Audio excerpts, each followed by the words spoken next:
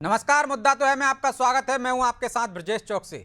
आज मुद्दा है आधी आबादी पर लड़ाई सदन से सड़क तक आई। जी हां, संसद का मानसून सत्र खत्म हो गया, लेकिन आधी आबादी को लेकर सियासत खत्म नहीं हुई। अब महिला आरक्षण और महिलाओं की राजनीतिक भागीदारी का मुद्दा सदन से निकलकर सीधे सियासी मैदान में पहुंच गया है।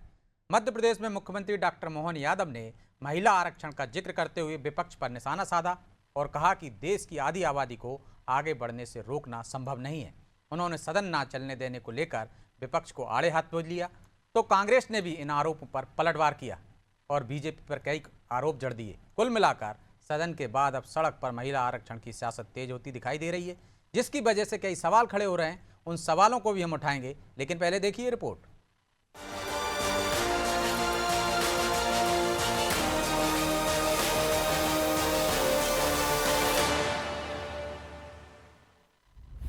आधी आबादी पर ध्यान, सदन के बाद सड़क पर घमासान। हंगामे और गतिरोध के बीच दोनों सदनों की कार्रवाई अनिश्चितकाल के लिए स्थगित हो गई है। नीट विवाद से लेकर राम मंदिर, चंदा मामले तक विपक्ष और सरकार के बीच टकराव देखने को मिला, लेकिन संसद का सत्र खत्म होते ही मध्य प्रदेश की सियासत में आधी आबादी का मुद्दा गर्मा गया है। भोपाल में आयोजित संसद यूथ पार्लियामेंट में मुख्यमंत्री डॉक्टर मोहन यादव ने महिला आरक्षण का मुद्दा उठाया और विपक्ष पर सीधा निशाना साधा। मुख्यमंत्री ने कहा कि देश की आधी आबादी को आगे बढ़ने से रोकना संभव नहीं है और मातृशक्ति को रोकने वालों को आने वाले समय में जवाब मिलेगा। उन्होंने तो सदन ना चलने के लिए विपक्ष को जिम्मेदार ठहराया। बीते समय के दौर में 33% आरक्षण रोका गया था, ये उसका करारा जवाब है। जहां हमारी अपनी देश की आधी आबादी हमको वहां ले जाएगी जो आज नहीं तो कल यशस्वी प्रधानमंत्री के मन के उस संकल्प को पूरा करेगा। कांग्रेस ने लगातार लोकसभा को बाधित करते हुए लोकतंत्र के साथ एक तरह से जनता के बीच जो व्यवहार किया है, हम सब उसकी घोर निंदा करते हैं। लोकतंत्र में सबसे बड़ी ताकत पार्लियामेंट होती है। ऐसे में पार्लियामेंट के समय को जाया करना, महत्वपूर्ण विषयों पर चर्चा न करना, व्यक्तिगत एजेंडे को लागू करना, ये सब बातें जनता देख रही है। राहुल गांधी और कांग्रेस के व्यवहार को कोई माफ नहीं करेगा।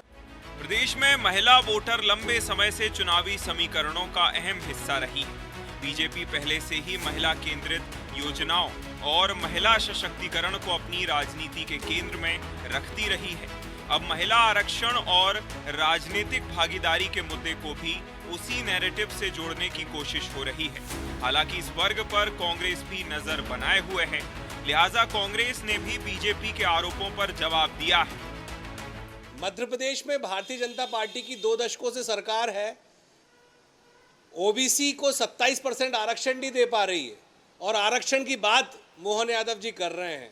महिलाओं को आरक्षण नहीं दे पा रही है, किसानों को ठग रही है, युवाओं को ठग रही है, पेपर लीक हो रहे हैं और बातें बड़ी बड़ी। संसद स्थगित हो गई, लेकिन आधी आबादी पर सियासत फिर शुरू हो गई। सदन में मुद्दे भले ही पीछे छूट गए हों, लेकिन मध्य प्रदेश में महिला वोट बैंक को साधने की राजनीति आगे बढ़ती दिखाई दे रही है। अब सवाल यही है, क्या 2028 की लड़ाई में आधी आबादी फिर सत्ता की चाबी बनेगी और कौन सा दल इस चाबी को पा सकेगा? ब्यूरो रिपोर्ट, अनादि टीवी।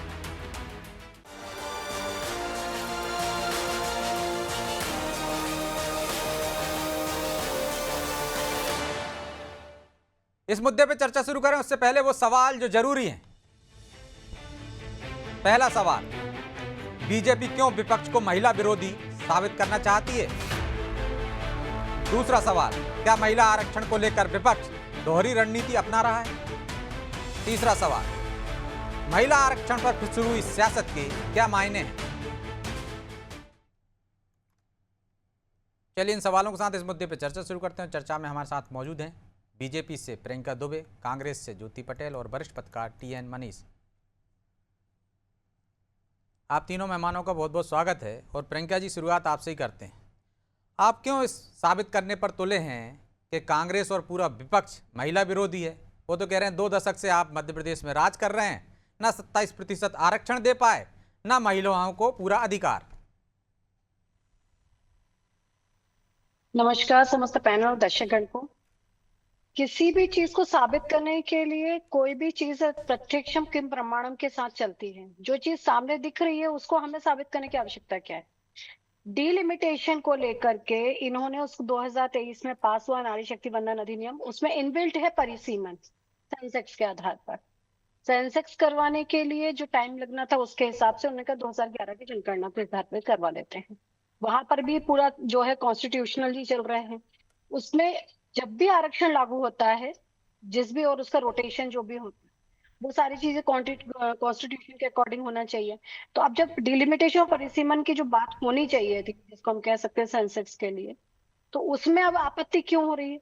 और ये पहली बार तो है नहीं। जो भी रिजर्वेशन अप्लाई होता है, आर्टिकल 81 कॉन्स्टिट्यूशन में है, आर्टिकल 82 ये बात कहता है, आर्टिकल 170 ये कहता है। तो जब आपको आर्टिकल्स के अकॉर्डिंग, और ये सब संवैधानिक प्रक्रियाएं हैं, तो ये चीजें पहली बार तो हुई नहीं है। तो अब इसका विरोध करके जो लोग बेवजह इसमें पेचीदगी फंसा रहे हो, जब नारी शक्ति बंधन अधिनियम लागू हुआ था उसमें ये दोनों चीजें लिखी हुई थी।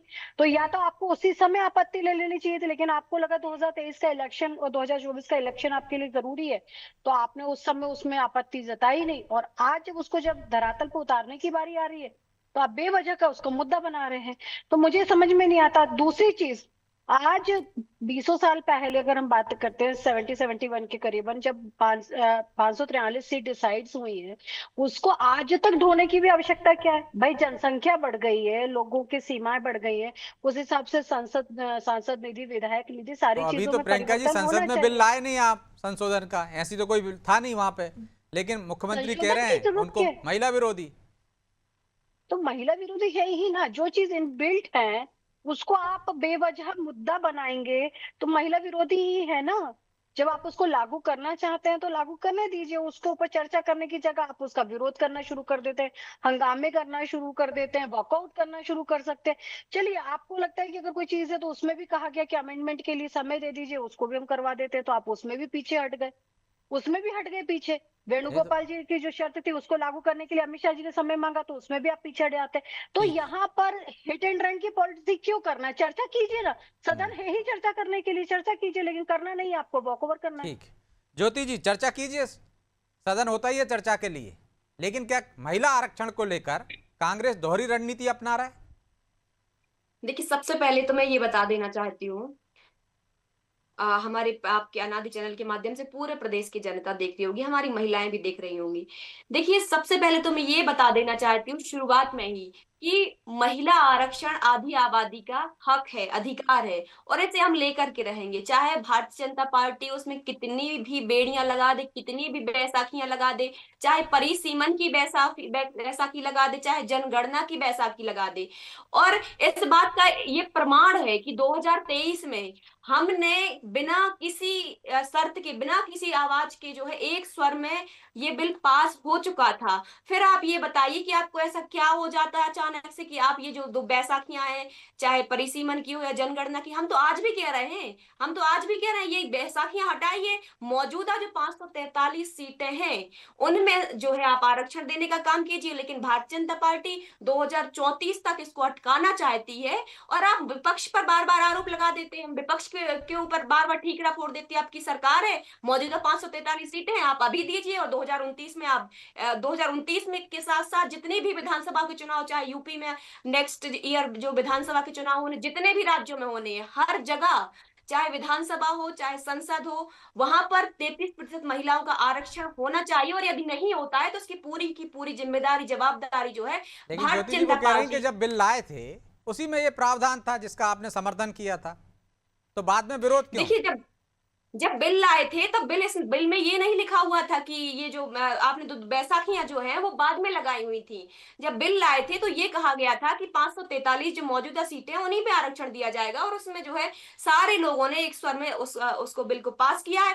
और दूसरी बात, ये लोग बार बार ये कहते हैं कि वो बिल पास नहीं हुआ है, तो मैं इनको बता दूं कि वो बिल पास भी हो चुका है और वो बिल कानून भी बन चुका है। नारी शक्ति बंधन अधिनियम 2023 कानून बन चुका है। केवल बात इतनी है कि नरेंद्र मोदी जी, इनकी पूरी भारतीय जनता पार्टी की सरकार उस बिल को लागू नहीं होने देना चाहती। और इस बात का ये प्रमाण है कि 73वें 74वां संविधान संशोधन हुआ 1992 में, जब उस समय पर हम पंचायती राज में, नगरीय निकायों में आरक्षण लेकर के आए थे। और आज जो 15 लाख महिलाएं पूरे देश के अंदर चुनी गई हैं, वो कांग्रेस पार्टी की देन है। और इस एक चीज और मैं बताना चाहूंगी, बहुत महत्वपूर्ण, 1989 में जब हम बिल लेकर के जब हम ये पंचायती राज और नगरीय निकाय का बिल लेकर के आ रहे थे, इनके पुरखे अटल बिहारी वाजपेयी हो, चाहे राम जेठमलानी हो, ये सब सभी बड़े बड़े जो नेता थे, इनने महिला आरक्षण का उस समय पर विरोध किया था। 1989 में जो पास होने वाला था वो नहीं हो पाया था, उसके बाद 1992 में हुआ था। जी ठीक है मनीष जी, महिला आरक्षण को लेकर ये फिर से शुरू हो गई सियासत, इसके क्या मायने हैं और जो देरी हो रही है तो इसके लिए जिम्मेदार कौन है? अनम्यूट कर लीजिए आप, आवाज नहीं आ रही, आप म्यूट है आपकी तरफ से।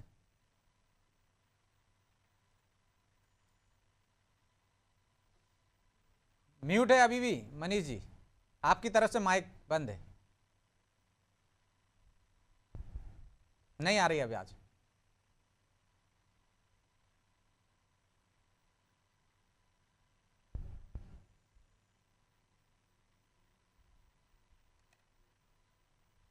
चलिए मैं आ रहा हूं आपके पास।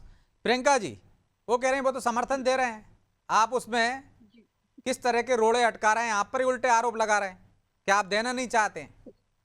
जिन्होंने बिल की प्रतिलिपि 1998 में सदन में लेकर के फाड़ दी थी, उनका समर्थन लेकर के INDI गठबंधन में ये लोग बैठे हुए हैं और ये कहते हैं ये लोग महिलाओं के समर्थक हैं। कैसा समर्थन है? बहुत अच्छी बात मेरी बहन ने कही कि आप लोगों ने पंचायती राज व्यवस्था में महिलाओं के लिए अलग आरक्षण लेके आए थे, जब तो 15 लाख महिलाएं पहुंच पाई। उसी समय दोनों सदनों में भी आपका बहुमत हुआ करता था। और सबसे बड़ी बात, आपने धन्यवाद तो दे दीजिए प्रियंका जी, धन्यवाद दे दीजिए कम से कम। तो आप भी तो मौका दीजिए धन्यवाद देने का, जब उन्होंने समर्थन तो किया आज आप समर्थन कर दीजिए। हम तो दे रहे हैं, आपके हक की बात हो रही है ज्योति जी। तैयार है ब्रजेश जी। ब्रजेश जी, हम तो आपकी खुद भी मांग कर रहे हैं कि आप तो आज लागू करिए ना। ज्योति जी दे रही हूँ ना, धन्यवाद। हटाइए। अरे धन्यवाद लेते जाइए। कॉन्स्टिट्यूशन में परिसीमन रिजर्वेशन जब भी लागू होगा, उसके लिए रोटेशन के लिए डिलिमिटेशन और आपका सेंसेक्स करना नितांत आवश्यक रहेगा। ये जोड़ने के लिए भी धन्यवाद आपका। ठीक है, ये आपने जोड़ा है रिजर्वेशन के लिए, ये शर्त आपने नितांत आवश्यक बनाई, जैसा कि हमने नहीं लगाई, आपने कॉन्स्टिट्यूशन में खुद ने लगाई। ठीक है, तो इसके लिए भी धन्यवाद आपका। ठीक है, उसके बाद में जब आपने 15 लाख महिलाओं की चिंता करी थी, तो उसी समय, और आपने तो पहली प्रधानमंत्री भी महिला दी थी, परंतु वो परिवार विशेष थी, वो बात अलग है। और सरोजनी नायडू जी की बात को दरकिनार करते हुए आप लोग ने आज तक महिला वंदन अधिनियम, नारी शक्ति वंदन अधिनियम नहीं लेकर के आए, इसके लिए भी आप लोगों का धन्यवाद। क्या आप लोगों ने महिलाओं का नेतृत्व देख लिया था कि वो किस तरीके से निभा सकती है, उसके बाद आपने महिला को सशक्त नहीं किया सदन में, उसके लिए भी आपका धन्यवाद, तभी तो हमें मौका मिला। और इसके बाद सेंसेक्स को आप लोगों ने जो फ्रीज करके रखा, आप लोगों ने उसके 543 सीट को जो फ्रीज कर दिया, उसके लिए भी आपको हम धन्यवाद बोले हैं। क्योंकि इतनी आबादी जब बढ़ती जा रही है, जहां पे 2 लाख 5 लाख, कहीं पे एक कॉन्स्टिट्यूंसी बनी हो, कहीं 7.5 लाख मतदाता की कॉन्स्टिट्यूंसी बनी हुई है, लेकिन इतना अनियमित होने के बावजूद भी आप लोग उस सीट्स को बढ़ाना नहीं चाहते, इसके लिए भी मैं आपको धन्यवाद बोल दूं। क्या आप लोग उसके ऊपर भी विचार नहीं कर रहे हैं कि परेशानी के वोट का अवमूल्यन जो हो रहा है उसके ऊपर की आपको, उसके लिए ठीक है प्रियंका जी, मैं आऊंगा आपके पास दूसरे दौर में, ज्योति ज्योति जी से जवाब भी लेंगे। लेकिन मनीष जी, आप फिर वही राग, इसके क्या मायने हैं? दूसरा, जो महिला आरक्षण लागू नहीं हो पा रहा है, उसके लिए किसको जिम्मेदार मानते हैं आप? देखिए, असल में महिला आरक्षण की जहां तक बात है, उसमें सबसे बड़ी बात ये समझना होगा, इसमें 2 चीजें हैं। एक संवैधानिक व्यवस्था है ब्रजेश जी, और एक जो है वो राजनीति है। तो कुल मिलाकर अगर हम संवैधानिक व्यवस्था की बात करते हैं, तो ये समझना होगा कि नारी शक्ति वंदन अधिनियम में परिसीमन की जो बात की जा रही है, उसको कांग्रेस किस नजरिए से देखती है। और कांग्रेस 230 विधानसभा सीटों पर ही, यहाँ पर अगर मैं प्रदेश की बात करूं, तो लागू करने के लिए क्यों आमादा है, उसका क्या मंशा है। दूसरा, भारतीय जनता पार्टी ने नारी शक्ति वंदन अधिनियम चूंकि केंद्र के द्वारा वहां से लाया गया, उसमें उन्होंने पूरी एक प्रक्रिया रखी है। उस प्रक्रियागत तरीके से केंद्र सरकार की मंशा है कि देश के हर राज्य में नारी शक्ति वंदन अधिनियम के प्रावधानों के तहत संवैधानिक व्यवस्था का पालन करते हुए नारी शक्ति को राजनीति की मुख्य धारा में लाने का पूरा की पूरा एक जो अभियान है वो चलाया जाए। लेकिन इसमें राजनीति होना क्या वास्तव में आधी आबादी के साथ न्याय है क्या? ऐसा नहीं है कि मैं भारतीय जनता पार्टी का फेवर कर रहा हूं या मैं उनकी बात को आगे बढ़ा रहा हूं, लेकिन इसको अगर पत्रकार के नजरिए से हम देखें तो ये समझना होगा कि नारी शक्ति बंधन अधिनियम केंद्र जब लेकर आया तो उसमें किस तरह के प्रावधान है और उन प्रावधानों का संवैधानिक तौर पर पालन करके ही उसको लागू करना उसकी लंबी आयु के लिए जरूरी है कि नहीं। तो फिर कांग्रेस इस तरह के क्यों कह रही है कि डिलिमिटेशन मत कीजिए, आप वैसे ही लागू कर दीजिए?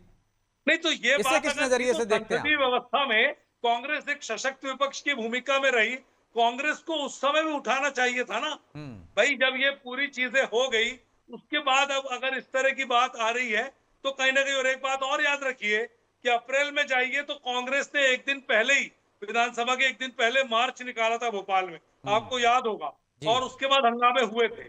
तो कुल मिलाकर नारी शक्ति बंधन अधिनियम की जो व्यवस्था है केंद्रीय स्तर पर जिस तरह से केंद्र सरकार लागू करना चाहती है उसमें यूनिफॉर्मिटी लाना चाहती है, समानता के सिद्धांत के तहत नारी को, देश की नारी को एक राजनीतिक तौर पर आगे बढ़ाने की अगर अच्छी और सच्ची मंशा है और उसमें अगर सरकार कहीं गलत है, भारतीय जनता पार्टी कहीं गलत है, तो कांग्रेस को बिल्कुल एक चौकीदार की भूमिका में, एक सशक्त विपक्ष की भूमिका में इसकी आवाज बुलंद करनी चाहिए। क्योंकि कांग्रेस को यह लगता है कि भारतीय जनता पार्टी जिस तरह नारी को केंद्र में रख करके राजनीति करती है, जिस तरह से लगातार लाडली बहना, सुकन्या और तमाम जो योजनाएं चल रही हैं, उन योजनाओं के मद्देनजर नारी शक्ति बंधन अधिनियम के साथ क्या होगा। दूसरा, इसमें एक पहलू और है बहस का कि ओबीसी और दूसरे जो वर्ग हैं उनकी महिलाओं के साथ किस तरह की व्यवस्थाएं दी जा रही है, क्या उसमें फिर एक और राजनीतिक द्वंद्व चालू होगा। तो ये पूरी बात है।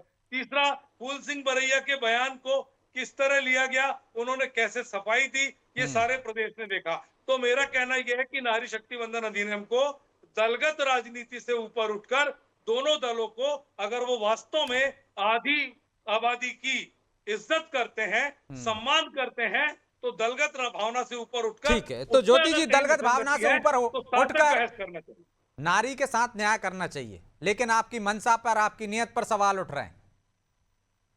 देखिए, भारतीय जनता पार्टी की सरकार है और हमने मैं बार बार ये कह रही हूँ कि विपक्ष, पूरा विपक्ष मिलकर के ये कह रहा है कि आप ये 2 बैसाखियां हटाइए और आज लागू कीजिए 2029 तो उसमें दिक्कत क्या है ना, बराबर तो बांट रहे हैं ना, 50% बढ़ा रहे हैं। पहले आप कह रहे थे कि कहीं ज्यादा कहीं कम हो जाएगी, आबादी के हिसाब से नहीं हो रही ना अब तो। पूरी बात सुन लीजिए आप। देखिए, सरकार का जो असली मंसूबा है वो डिलिमिटेशन है, परिसीमन है। सरकार जो है ये बिल ला करके आर्टिकल 55, 81, 82, 170, 330, 332 और 334A इसमें संशोधन करना चाहती। चूंकि अभी तक ये होता था कि परिसीमन कब होगा, कौन सी जनगणना का इस्तेमाल होगा, इसका फैसला अब संविधान नहीं बल्कि सदन का एक साधारण सा बहुमत तय करेगा। अब मुझे आप ये बताइए कि 2010 में हम लाए थे, प्रस्ताव लेकर के आए, 2010 में हमने राज्यसभा में उस प्रस्ताव को पास भी किया था, 33% महिलाओं के आरक्षण को, लेकिन लोकसभा में हमारे पास एब्सोल्यूट मेजॉरिटी नहीं थी, इसलिए हम नहीं कर पाए। लेकिन आप ये बताइए कि 2014 में, 2019 में तो इनके पास एब्सोल्यूट मेजॉरिटी थी, ये 2014 और 19 में क्यों नहीं लेके आए? तो आपको अच्छा मौका दे रहे हैं ना कि सपोर्ट कर दो, श्रेय ले जाओ। लिखी थी 2023 में, जैसे ही देखिए ब्रजेश जी, बिल्कुल स्पष्ट है, पूरा देश ये जानता है, 2023 में जैसे ही भारतीय जनता पार्टी की सरकार ये बिल लेकर के आई, हमारे पूरे विपक्ष ने एक स्वर में इस बिल को पास किया। अब इसमें दिक्कत इनको क्या है कि इस पर लागू क्यों नहीं करना चाहते? दूसरी बात तो लागू करने नहीं दे रहे हो ना आप। 2011 की जनगणना के आधार पर आप क्यों इसको आप पास करना चाहते हैं, इस महिला आरक्षण बिल को 2011 की क्योंकि जल्दी न्याय मिले आपको, जल्दी आप विधानसभा में, लोकसभा में पहुंच सकें। क्या 2011 के आंकड़े सही है? यदि आप करना है तो हम तो ये मांग कर रहे हैं ना, विपक्ष तो पूरा ये मांग कर रहे हैं कि आप ओबीसी की महिलाओं को भी आरक्षण दीजिए, लेकिन 2011 में तो आप उसमें बहुत सारी शर्तें लगाएंगे तो जो मिलने वाला वो भी नहीं मिलेगा। ज्योति जी, आप अपने साथ ही अन्याय कर रही हैं। सर, हमारे पास तो 2 ऑप्शन है ना कि आप तो बिना किसी शर्त का, बिना परिसीमन का, बिना जनगणना का जो है आप तुरंत पास करिए, कोई शर्त लगाने की जरूरत नहीं है, अभी 2029 में पास करिए। दूसरी चीज ये है, अच्छा वो नहीं कर रहे तो आप अपने टिकट दे देंगी उतने, विधानसभा में भी, लोकसभा में। चलिए वो नहीं ये कर तो रहे आप हैं भारतीय जनता आप पार्टी से नारियों का पूछिए, सम्मान जो करती हैं, आप दे देंगी। ये तो आप भारतीय जनता पार्टी से पूछिए ना उनसे भी कि पूछ आप- लेंगे भाई, आप- क्या आप सपोर्ट नहीं कर रहे तो वो दे देंगी क्या टिकट उतना? आप बताइए ना, अभी तो आपसे बात चल रही है मेरी। हम आंकड़े के हिसाब से यदि आप देखेंगे तो 2023 में भी मध्य प्रदेश की यदि हम बात करें तो भारतीय जनता पार्टी से ज्यादा टिकट दिए हैं। कितनी और लोकसभा में भारतीय जनता टिकट दिए पार्टी थे आपने? मध्य प्रदेश में विधानसभा में हमने भारतीय जनता पार्टी से, आप आंकड़ों को उठा करके देख लीजिए, ज्यादा तो टिकट मैं तो दिए आप थे ही से कह महिलाओं रहा हूँ, को। आपकी पार्टी ने दिए, बता दीजिए आंकड़े, देखने की क्या जरूरत है, आप दर्शक आंकड़े देख रहे उठा हैं। करके देख लीजिए ना। और जो लोकसभा में लोग कितने ये दिए महिला आपने, विधानसभा आरक्षण का में कितने बहाना दिए? कर रहे हैं, जो लोग महिला आरक्षण का बहाना कर रहे हैं, केवल महिलाओं को बरगलाने का और विपक्ष के ऊपर ठीकरा फोड़ने का काम कर रहा है, उनसे आप कहिए ना कि 543 सीटों में, मौजूदा 543 सीटों में से आरक्षण दे दीजिए। और नहीं दे सकते तो परिसीमन लेकर के आई, उसमें ओबीसी SC ST की महिलाओं को भी आरक्षण दीजिए। मतलब परिसीमन में आपने ये शर्त डाल दी, लेकर आएंगे तो। प्रियंका जी जवाब दीजिए और ये भी बता दीजिए कि आप कितने लोगों को आरक्षण के नहीं होगा लागू, इसके बावजूद टिकट देखिए, देंगे? बाकी की तो बात छोड़ दीजिए ज्योति जी, आपकी जो प्रियंका जी जिलाध्यक्ष बता दीजिए ना, कितनी 70 टिकटें, कितनी टिकटें अरे देंगी, शांत, मेरी बहन शांति से कितनी सुन तो ले, टिकटें देंगी? शांति से सुन तो ले बहन, ओबीसी में अपने कोई फायदा आप भी होगा, सुन महिला लो मेरी है, बात को। आप नहीं चाहती कि महिला इसलिए आरक्षण कह रही जल्दी हूँ, लागू हो ध्यान से जाए? सुन तो लो, तुम्हारी स्थिति ध्यान से सुन तो लो बहन, सुन लो पहले। आप लोग ने कहा कि संवैधानिक प्रक्रिया का तकादा कर दिया, इधर रिजर्वेशन का तकादा कर दिया, बैसाखी की बात कर दी। 71 डिस्ट्रिक्ट हैं आप लोग के संगठनात्मक दृष्टि से। जिलाध्यक्ष बनाने की जब बारी आई तो मात्र 4 जिलों में बनाए हो आप लोगों ने, वहां तो कोई संविधान नहीं था, वहां आपने कोई 33% में बना दिया प्रियंका जी। दिए वो तो जी 33%, हमारे तो पूरी पार्टी कार्यकारिणी पद जो कार्य समिति बनी सब में 33% लागू किया। आप यहाँ तक एल्डरमैन जो घोषित किए ना, उसमें भी कितने जिलाध्यक्ष महिलाएं, कितनी महिलाएं जिलाध्यक्ष है प्रियंका जी? गिनते रही, 12 से ज्यादा मिल जाएंगे। कितनी 15 महिला के करीबन है, जिलाध्यक्ष है? 33% है, आप होती गिन है। लीजिए, मैं कह रही हूँ ना 15 के करीबन गिन लो आप होती आराम है। से, आराम से देख। अरे 61, हमारे तो जिले भी कम है बहना, जिले भी कम है, उसमें आपके तो उस जिले- हिसाब से तो ज्यादा ही हो गए। उस अच्छा 25% ज्योति जी, आपको भी चली दिलचस्पी गई। बीजेपी की पर महिला आपने क्या- अध्यक्षों में ज्यादा है, आपके यहाँ कितनी मैं है? वही कह रही हूँ ना। और महिला जिलाध्यक्ष में दिलचस्पी नहीं है, दिलचस्पी दिलचस्पी इस बात में है कि विधानसभा और लोकसभा में कितनी महिलाएं आप पहुंचाने का काम कर रहे हैं। लोकसभा में भी पहुंची हमारी, तो आप तो आपकी देख लीजिए सरकार 29 मध्य प्रदेश के अंदर भी वो है। तो ये सवाल तो दोनों पर लागू होता है ना, 27% आप दोनों को ही अपनी आरक्षण अपनी अभी पार्टी तक में लड़ाई लड़नी चाहिए ज्योति जी, इसके लिए 27% आरक्षण यही अभी कम से तक कम है। एक हो जाओ कि आधी आबादी को पूरा न्याय मिल जाए। वही मैं कह रही हूँ ना, हम तो 29 सीट जीत के बैठे हैं और उनमें महिलाएं भी, राज्यसभा में भी महिलाएं भी। तुमने तो राज्यसभा में महिला के साथ धोखा कर दिया, उसका फॉर्म गलत भरवाया। अब मैं यहाँ पे आऊंगी फिर तुम कहोगे कि ऐसा करते हो। वहां पे इतने फॉर्म भरने वाला व्यक्ति एक पर्टिकुलर महिला का फॉर्म गलत भरवाता है, फिर आप लोग सारे के सारे सदन पे मंच पे लड़ते हो। मैं नहीं बोलूंगा, प्रियंका जी मुद्दे की बात कर ले तो ज्यादा बेहतर होगा। महिलाओं की तो बात हो रही है। बाद में कर लेंगे, बाद में कर लेंगे। 543 सीटों पर आरक्षण आप देंगे या नहीं देंगे? महिला को हराने के लिए पूरी गुटबाजी लगी कांग्रेस की। 543 सीटों पर आरक्षण आप देंगे या नहीं देंगे? आप इस पर तो बात करिए। चलिए ज्योति जी, प्रियंका जी, माफी चाहता हूं क्योंकि समय की बाध्यता है, इसलिए चर्चा को यहीं विराम देना होगा। आप तीनों मेहमानों का बहुत बहुत धन्यवाद। तो आधी आबादी लड़ाई तो लड़ रही है, लेकिन उससे न्याय क्यों नहीं मिल रहा है? क्या सिर्फ आधी आबादी के बहाने सियासत पूरी हो रही है? दोनों ही राजनीतिक दल इस पर एक मत क्यों नहीं है? निश्चित तौर पर आधी आबादी ये जरूर समझ रही होगी और वो आने वाले समय में अपना फैसला भी सुनाएगी। बहरहाल मुद्दा तो है इतना ही। मुझे दीजिए इजाजत और आप देखते रहिए अनादि टीवी। नमस्कार।